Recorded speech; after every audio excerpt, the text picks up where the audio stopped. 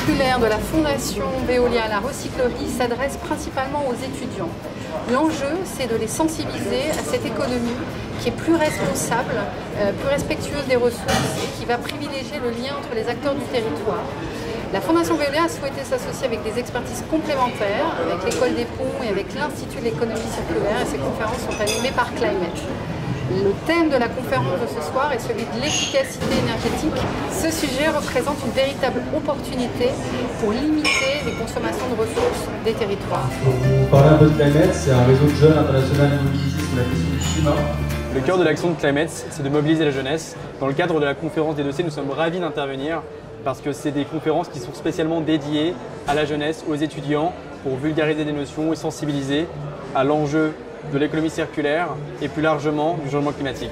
On ne cherche pas à faire de la prévision sur ce qui va se passer au XXIe siècle. On va faire de l'exploration de ce qui peut se passer au XXIe siècle. L'économie circulaire, c'est la recherche de l'efficacité en l'utilisation des ressources, donc les ressources minières, mais aussi les ressources énergétiques.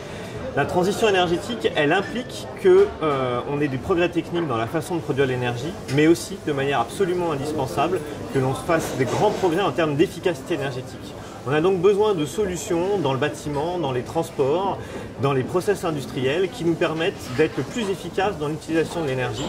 Et c'est pourquoi la transition énergétique et l'économie circulaire vont dans la même direction. Et nous pouvons faire des économies. Nous pouvons changer nos comportements. La transition énergétique est accélérée par de nouveaux services de pilotage en temps réel. Cela permet de réduire la consommation de ressources naturelles et en même temps maximiser l'utilisation d'énergie renouvelable pour une économie plus circulaire. Effectivement, on va devoir agir tant au niveau des modes de production que de consommation.